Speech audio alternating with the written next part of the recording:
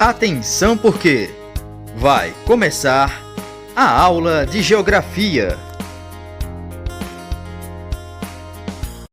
Olá, turma! Aqui é o professor Bruno Viana. Vamos juntos a mais uma aula de Geografia aqui pelo canal Eduque Mais SCPE. Agora a nossa aula será para os 8º anos e o EJA 4, tá? Peguem seus materiais para anotações, tá? E comentem também.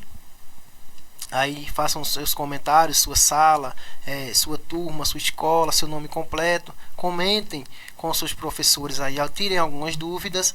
Vamos lá a mais uma aula de Geografia, a nossa aula 4, tá? Antes de dar início à nossa aula 4, vamos fazer a nossa correção da atividade anterior, a aula 3, que vocês receberam aí. Então façam a correção aí junto comigo. Ó. A primeira questão dizia assim: ó, a demografia é constituída por diversos fatores. Nas opções abaixo, qual caracteriza-se pelo número de habitantes por quilômetro quadrado? Ou seja, a relação entre distribuição e área territorial. Então, nós vimos que a distribuição da população por quilômetro quadrado, por área, é marcado pelo indicador da população relativa, alternativa B. Segunda questão. Como se caracteriza a taxa de fecundidade, que nós vimos na aula passada? A taxa de fertilidade. Então, a resposta é a estimativa da quantidade de filhos que uma mulher teria ao longo de sua vida reprodutiva, que é basicamente entre os 15 e os 49 anos, tá? Em média, tá? Isso pode ultrapassar. Terceira questão. Das alternativas abaixo, qual não podemos atribuir como função da taxa de fecundidade? Não é uma função da taxa de fecundidade, não é. Então só pode ser a alternativa E, a distribuição da população por quilômetro quadrado. Aí é a densidade demográfica, não a taxa de fecundidade, ok? Alternativa E. Quarta questão. As pirâmides etárias são representações gráficas da estrutura populacional, estando dividida por partes. O topo de uma pirâmide representa qual população? Nós vimos também a estrutura das pirâmides etárias, da base, do meio e do topo. Então, o topo vai representar sempre a população idosa. Então, a alternativa A. Tá? E a quinta questão. A pirâmide etária ao lado representa características de um país. Qual é a alternativa que a gente poderia dizer dessa pirâmide aí? Nós temos uma pirâmide aí do país Gabão, que é um país muito pobre lá da África. Então vocês vejam aí, ó, ela tem uma base larga, nascimento descontrolado e a mortalidade infantil é alta, ou seja, nasce muito e vai morrendo, vai estreitando a pirâmide e a expectativa de vida é bem baixa. Então só pode ser a alternativa B, país subdesenvolvido pobre, tá? Marquem aí, tá feita a correção. Vamos lá para a nossa aula 4. Nosso objeto de conhecimento: diversidade dinâmica da população mundial e local. Conteúdo: migração na América Latina, movimentos voluntários e forçados, fatores e áreas de expulsão, políticas migratórias da região continental. Lembrando que esse assunto vocês têm no livro, de vocês a partir do capítulo 3 e 4, tá aí as páginas, depois vocês deem uma olhada. Vamos lá, primeiro vamos localizar nossa área de estudo. Ó. Localização e regionalização da área de estudo. Regionalização, gente, é a divisão feita, tá? Fragmentação. Vamos lá, o continente americano é o segundo maior continente em extensão territorial. A área de 42 milhões de quilômetros quadrados. Então, é o segundo maior continente do planeta. Só fica atrás da Ásia. Tá? É o terceiro mais populoso, com 1 bilhão de habitantes em média. Tá? Isso vai aumentando a cada dia. É composto de 35 países e 18 territórios independentes. Tá? Está localizado totalmente no hemisfério ocidental. Então, nós vimos lá nas primeiras aulas que o nosso planeta é dividido em hemisférios. hemisfério norte e hemisfério sul, que é dividido pela linha do Equador, e o hemisfério ocidental e oriental, que é dividido pelo meridiano de Greenwich, que fica lá na Europa, tá? Então a América está totalmente no hemisfério ocidental e no hemisfério norte e sul, também ao mesmo tempo, tá? Geograficamente é dividida em subcontinentes. Quais são? América do Norte, América Central e América do Sul. Isso é a divisão política, geográfica, tá? E temos também a divisão cultural, econômica e linguística, que é a América Latina e anglo-saxônica. Nós vamos ver cada uma. Primeira divisão, ó, fisiográfica da América, ou seja, física e geográfica. Em razão das características físicas, o continente americano pode ser dividido em América do Sul e América do Norte, porções territoriais que correspondem às duas grandes áreas continentais, e a América Central, composta por uma estreita faixa de terra continental, chamamos de istmo, tá? E por várias ilhas do Caribe. Então tá aí em azul a América do Norte, em vermelho ali ó, a América Central e as ilhas do Caribe, e a América do Sul em amarelo, tá? Essa é a divisão fisiográfica do continente América. A divisão cultural agora chamamos de América Anglo-Saxônica e América Latina, tá? Vamos ver primeiro essa. A América Anglo-Saxônica é uma classificação utilizada para designar os países mais desenvolvidos do continente americano e que possuem o inglês, tá, como língua oficial e uma economia desenvolvida. São eles, ó, os Estados Unidos e o Canadá, ou seja, são países que têm uma colonização de povoamento predominante, né, dos ingleses com a linguagem inglesa, e são os países mais desenvolvidos do continente, tá? Por isso anglo-saxônica. Esse nome, gente, ele vem lá do início da Idade Moderna, lá da Europa, com a Guerra dos Saxões, que são os povos antigos lá da Europa, que depois vão fundar os povos germânicos, ingleses, que vêm para a América e trazem sua cultura. Por isso anglo-saxônica, tá? Agora a América Latina, ó, corresponde aos países da América que possuem como línguas oficiais, por exemplo, o português, no caso do Brasil, aí, ó, nosso país que fala a língua portuguesa, o francês, com exemplo, o Haiti e algumas ilhas do Caribe, também a Guiana Francesa, o espanhol, o restante dos outros países que foi colonizado pelos espanhóis. Por que América Latina? Porque todas elas são oriundas, ou seja, originárias do latim, que era uma língua lá originária lá da Europa, nos países latinos. Por isso América Latina, tá? Predomina o subdesenvolvimento e a dependência econômica, ou seja, são os países mais pobres do continente América, tá? Com algumas exceções de países mais ricos, né, mais industrializados, como é o caso do Brasil, do México, a própria Argentina, mas em sua maioria são mais subdesenvolvidos, tá? Fluxos migratórios, ó. Nós vimos na última aula que migração é o deslocamento espacial de um indivíduo ou de parte da população de um lugar para outro, tá? Migração é isso, é um deslocamento de um lugar para outro. Quem está para lá e para cá na vida, no trabalho, turismo, tudo isso são migrantes, tá? É um deslocamento de um lugar para outro. Dentro da migração nós temos a imigração, com I, que é o movimento de chegada de pessoas em um país estrangeiro. Quem chega é imigrante, com I, tá?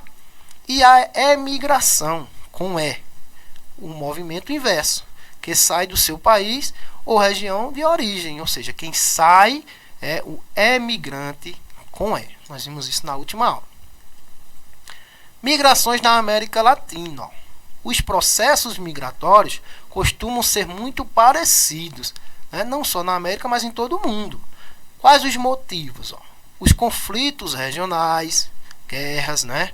Guerras civis, guerras militares, busca por trabalho, né?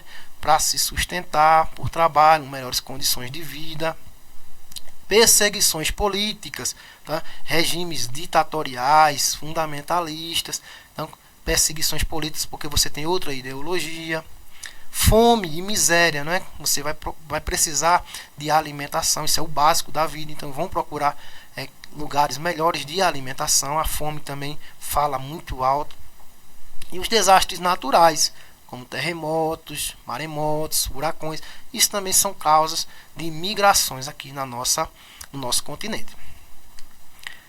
Conflitos regionais, os grupos extremistas. Quando a gente fala em grupos extremistas, gente, não pense que só existe lá no Oriente Médio, né? Como o Estado Islâmico, outros grupos terroristas, Al-Qaeda lá. Não, aqui na América nós temos grupos também chamados de grupos extremistas, que também são considerados terroristas, tá? Porque utilizam o terror como forma, né, de intimidação.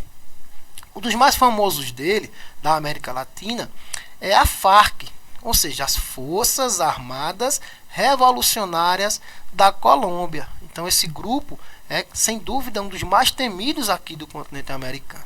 Foi uma organização paramilitar de inspiração comunista, ou seja, marxista, leninista, né? No pensamento lá, quando o socialismo estava em alta, tá?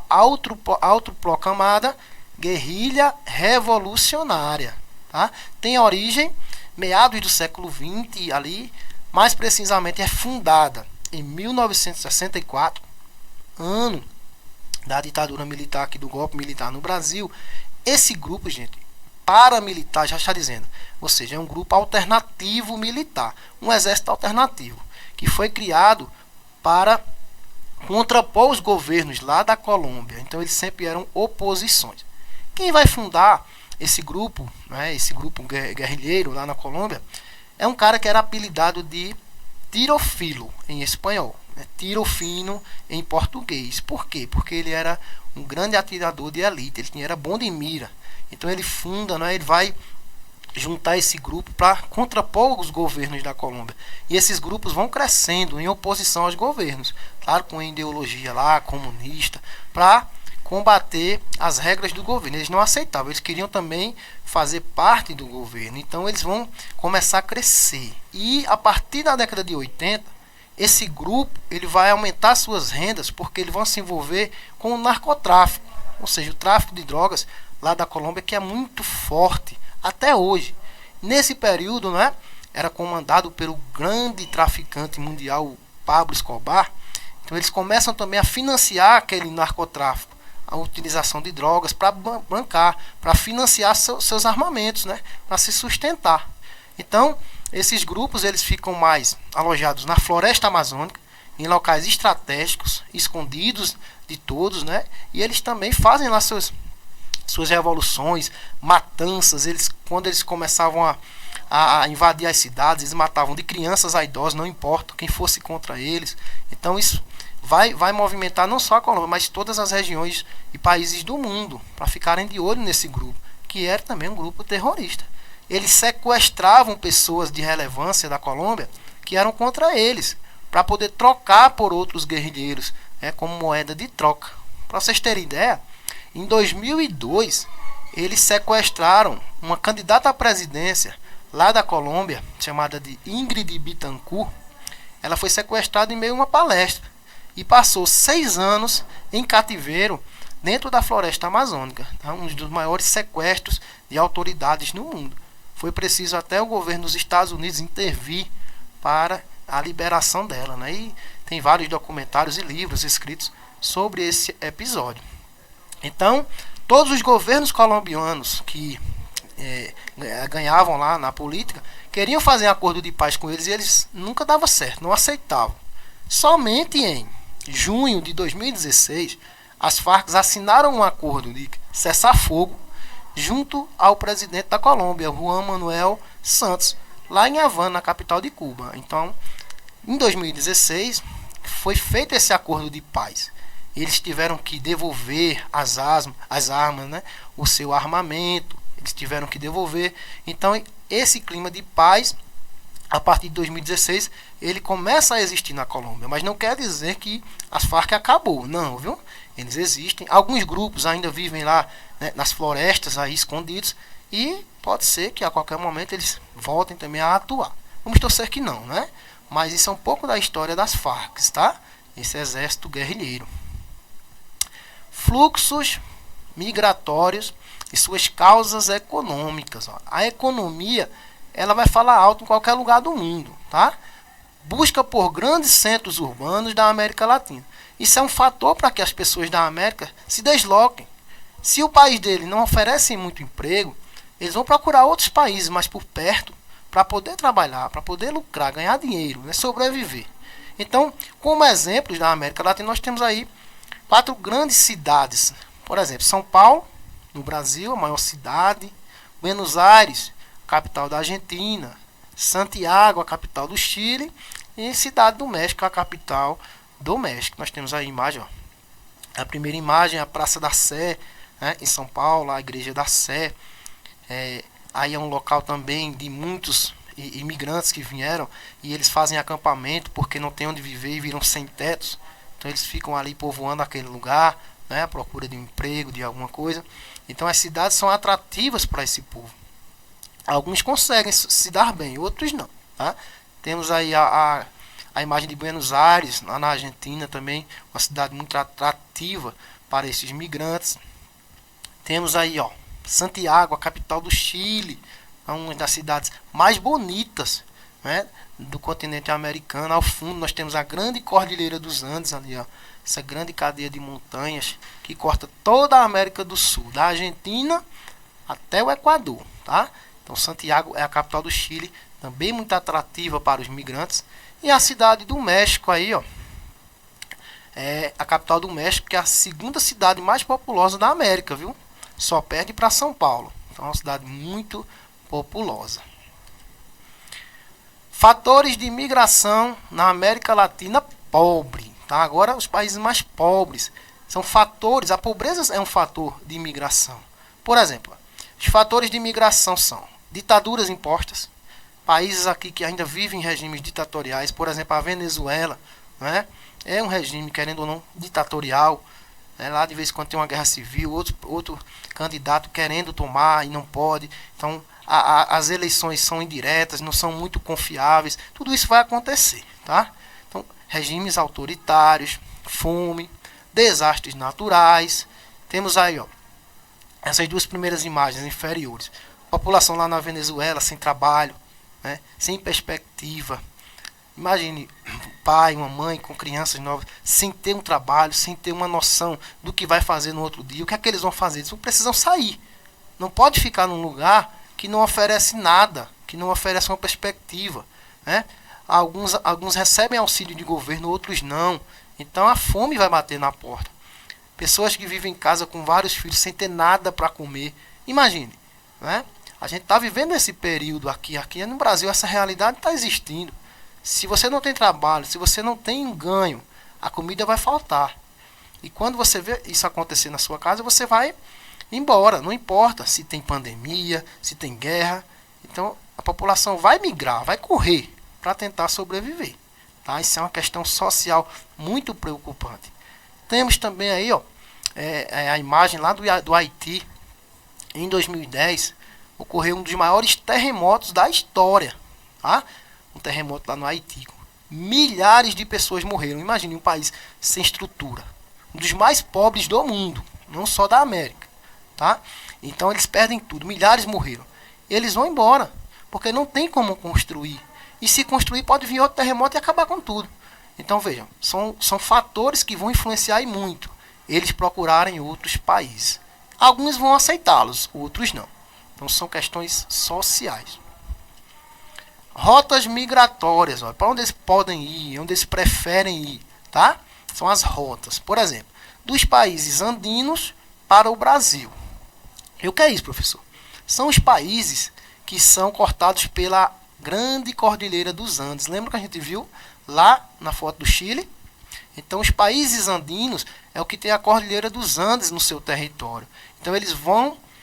tem uma rota lá que eles procuram muito o Brasil, porque é o país mais rico da América Latina. Então, é um país atrativo para pessoas que precisam trabalhar. Mesmo com o desemprego que existe no Brasil, que é grande, ainda é melhor do que outros países, que o desemprego ainda é maior. Então, eles procuram isso. Outra rota dos países da América Central para o México. Então, os países ali, as ilhas do Caribe e outros países da América Central, vão para o México para tentar sobreviver, porque também é um país emergente. Está oferecendo também muito trabalho. E uma das rotas mais conhecidas, que é da Venezuela para o Brasil. Nós temos aí nessa imagem, ó, a divisa entre Brasil e Venezuela, lá no estado de Roraima. Então os venezuelanos querendo entrar, alguns conseguem, né, de qualquer forma, outros ainda ficam ali barrados, né, pela polícia de imigração brasileira, mas a maioria ainda consegue entrar. Principalmente ali, olhando no mapa, a fronteira do Brasil, ó, é com todo o estado de Roraima, ali onde tem RR, é o estado de Roraima, e AM é o estado do Amazonas. No Amazonas eles não entram porque ali é uma área de floresta, fechada, densa. Então eles procuram ali onde está Roraima, tem as duas cidades de fronteiras, eles entram por ali. Então é uma questão também humanitária. Recentemente nós tivemos milhares de venezuelanos entrando para o Brasil por conta dessa guerra civil que existe lá, a pobreza que existe lá. Isso está acontecendo agora, tá? Nesse momento, muitos estão querendo vir. Migração é um direito global? Sim ou não? Ó, as migrações podem acontecer por motivos positivos, ou estudo, né, faculdades, cursos, trabalho, melhores condições de vida e outros. E por motivos negativos, guerra, fome, desastres e etc. É sim um direito humano conhecido por vários países no mundo. Ó. Existem os fatores positivos para que o país aceite os migrantes. Por exemplo, as migrações também favorecem o enriquecimento cultural de um país, ou seja, a cultura que esses migrantes vão trazer vai fortalecer algumas regiões do país que vai aceitá-lo. O Brasil é uma característica disso. Temos muita cultura aqui de povos estrangeiros. Eles também vão fornecer trabalhadores para regiões de maior crescimento econômico. Né? Eles começam a trabalhar, seja na construção civil, no comércio ou em qualquer outra área, e também vão produzir riqueza para aquele país que aceitarem ele. Tá? São alguns fatores positivos para aceitarem os migrantes. Inversão dos processos migratórios na América Latina. Entre os séculos 17 e 19, era destino de imigrantes de todo o mundo. Então a América era uma região, né, um subcontinente atrativo para que os migrantes viessem para trabalhar, para viver, para enriquecer. Por exemplo, italianos, alemães, franceses, holandeses e outros buscavam uma nova vida e oportunidades. Então nós temos a imagem, né, desses imigrantes chegando aos países da América Latina, inclusive o Brasil recebeu muito, né? Temos aí as plantações de café lá na região sul e sudeste do Brasil, que foram colonizadas por italianos, né? Por alemães, vieram também trabalhar, fixar-se aqui e produzir uma cultura e ganhar dinheiro. Então, isso aí é uma inversão. Existe uma inversão hoje? Sim. Por exemplo, a partir do século XX ocorre agora essa inversão. O que é isso? A América Latina se torna agora uma área de saída, de emigração. Se antes recebia, agora é uma área de expulsão, de saída. Tá? O imigrante agora se tornou emigrante, porque está saindo. A partir de 1970, o número de emigrantes supera o de imigrantes. Ou seja, tem mais gente saindo do que chegando. Quais as causas dessa inversão? Primeiro, uma causa histórica. Né? Toda a América Latina foi uma colônia de exploração. Vieram para colonizar, para explorar, para escravizar. Isso é um fator. Pobreza extrema, né? E muitos países que não se desenvolveram. Muitos países ficaram para trás. Não se desenvolveram ainda na questão mundial econômica. Políticas migratórias rígidas. Tem países que têm políticas de imigração muito rígidas. É muito difícil você conseguir entrar nesses países. Por exemplo, os Estados Unidos da América e o México. Existe ali uma política migratória muito rígida.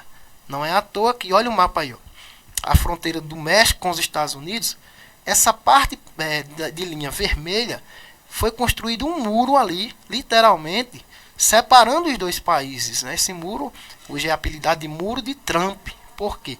Porque foi o presidente Donald Trump que conseguiu concluir esse muro. Ele não aceitava muitos imigrantes, né? Essa política era muito rígida. E a parte azul é o Rio Grande, a fronteira natural do México para os Estados Unidos. Então esse muro ele vai separar, ele vai dividir. Não é todos que vão conseguir entrar agora. Por quê? Existe uma polícia de imigração americana muito rígida. Então quem entrar ali, se for ilegal, vai ser preso, né? E deportado. Então é muito rígido. Isso acontece nesse momento, não é? Nós temos aí, ó, imagens lá do muro. Ó, de um lado Estados Unidos, do outro o México. Ó, e o muro dividindo ao meio, fazendo essa divisão de fronteiras. Isso faz com que vários, né, milhares de pessoas tentem ultrapassar esse muro todos os dias, né? E a polícia de imigração dos Estados Unidos vão estar lá para barrar, para conter esses imigrantes ilegais. Aí pelos rios também, ó, eles tentam atravessar o Rio Grande, que faz a divisa entre México e Estados Unidos, de qualquer forma, para buscar trabalho, para buscar uma vida melhor e novas oportunidades. Então isso acontece todos os dias, mas não é tão fácil, né, conseguir entrar, há toda a documentação a ser feita. Tem uma parte da população, os mais conservadores, né, os republicanos, que são contra esses imigrantes. Então, ó, eles querem a deportação dos ilegais, né? Que deportem os ilegais. Eles não aceitam, porque o trabalho tem que ficar para o povo de lá, os estadunidenses, não de fora. Tá? Já tem outro público, né, do país que aceitam os imigrantes, que vão aceitar, que tem oportunidade para todos, né? Isso é você correr atrás e batalhar. Então essa política, esse conflito já vem, né, de vários governos, mas foi intensificado agora, né, no governo do último presidente, o Donald Trump, tá? Essa questão dos imigrantes ilegais. Aqui as referências da nossa pesquisa, tá? Muito obrigado pela atenção. Até a próxima aula. Tchau.